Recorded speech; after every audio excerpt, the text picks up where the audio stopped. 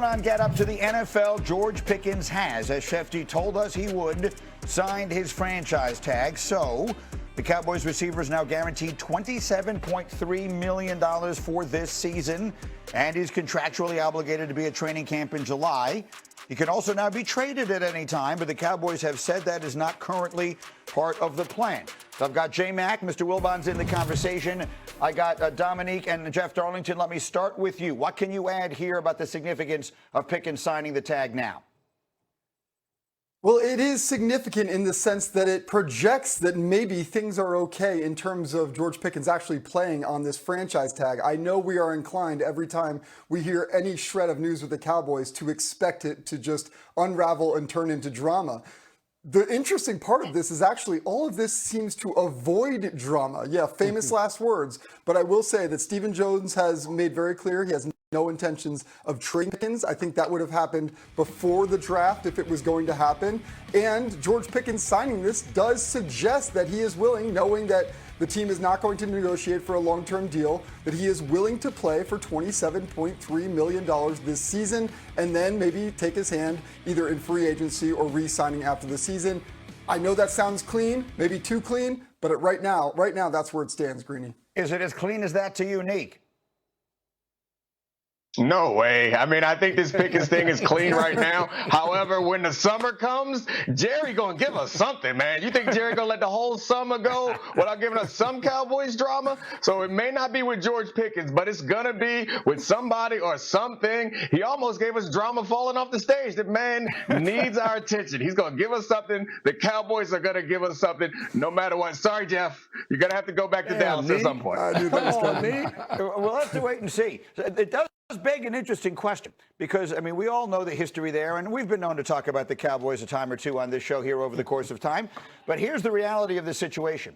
If this thing with Pickens is clean, and that offense is something like what it was a year ago, and you look at a defense that got a bunch of healthy pieces back, acquired Rashawn Gary, drafted Caleb Downs, who many people think was the best player in the draft at any position, drafted Malachi Lawrence, who is an outstanding pass rusher, drafted Jayshon Barham, who I think also take a flyer, could wind up being a good pass rusher, and Devin Moore, who's a corner that a lot of people like. Plus this, if that defense just becomes slightly below average, what could we be talking about here, J-Mac? We're going to be talking about the Cowboys as contenders in the NFC, as Super Bowl contenders. They're going to be that type of level. But I think when you're looking at it, you just put up on that screen, there's going to be probably 7 new starters on the defensive side of the ball for them with a new defensive coordinator in Christian Parker coming over from the Philadelphia Eagles. So we still have to see exactly who this Cowboys defense is. Right now on paper, they are much improved. And what they did a year ago on the offensive side of the ball, I'm with you, Greeny. I'm fired up to watch them. And, I mean, who wouldn't like the Cowboys to be winning games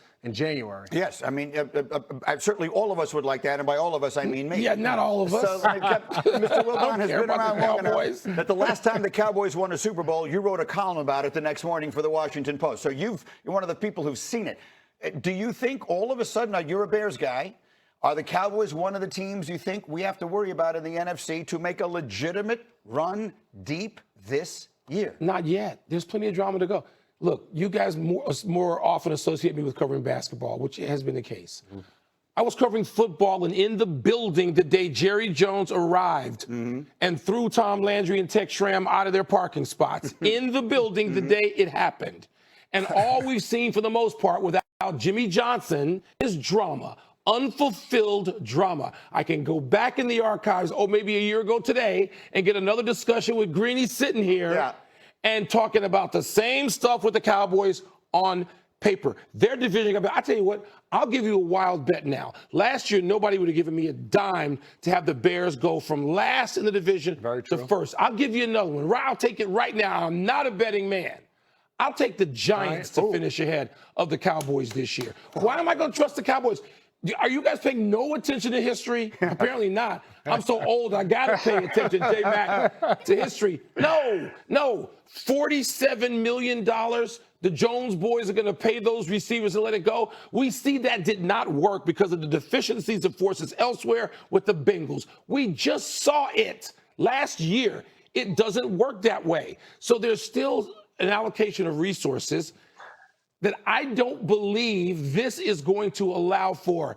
And I believe that, like Nick does, what's the Mariah Carey song, I'm here for it all? I'm here for all the drama that's going to come with Jerry as we approach camp. Nick, go.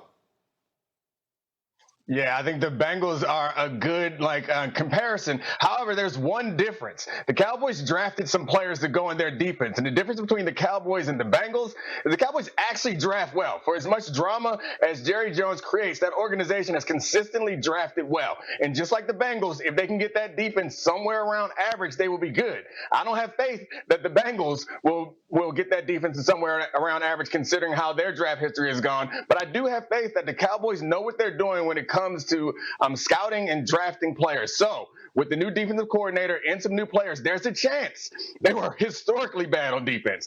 There's a chance that they get somewhere close to, as Greeny said, below average, just close to below average. Then this team could be competitive because we know Dak and that offense is pretty much unstoppable. Jeff. I feel like the traffic cop at the end of Animal House who's just in the middle of chaos saying everything's fine, nothing to see here. Oh, talk about history. I was in Dallas for the draft. I was in Dallas for the draft. And again, outside of the owner nearly falling off the stage into a former president of the United States and turning into complete chaos, everything actually was oddly calm about things. The way that they announced the Pickens situation, the way that they drafted these players and actually got guys that feel like they will make an immediate impact on defense. They didn't go reach and do something crazy for a trade and instead got Caleb Downs at a really great spot. I get it. I get all of the history and all of the drama. I'm just saying in this moment, of all the times I've visited the Dallas Cowboys, this is the one time where I walked away and I was like, what's going on here? It actually feels normal.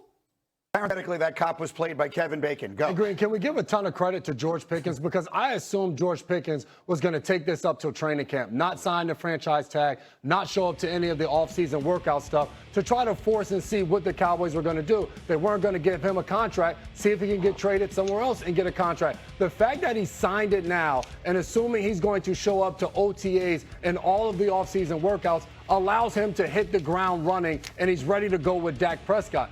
We said last year that George Pickens maybe turned a new leaf. Maybe this is more evidence that he is, and 31 other teams are taking notice of it. Go out, have a great season, and get paid as much as any receiver in the sport next year. Quick final word. I want to spread this out to you and Neek. Right now, looking at their rosters and knowing what Philadelphia is going to do on June 1st, you got them ahead of the Eagles in their own division? I have them right there with Philly. Right there with? I have right there. I'm not going to say ahead. I have them right there with Philly. You think the Giants can inch up, be Absolutely. one of those teams that can flip it? Absolutely. And do we think the Commanders are going to be healthier at the key position in sports? We need Jaden out there, baby. We're going to see that division never ceases to be fascinating. We'll have more football as we roll along, as always. But coming up, it is knockout night in the East. We'll tell you whether the Knicks and Celtics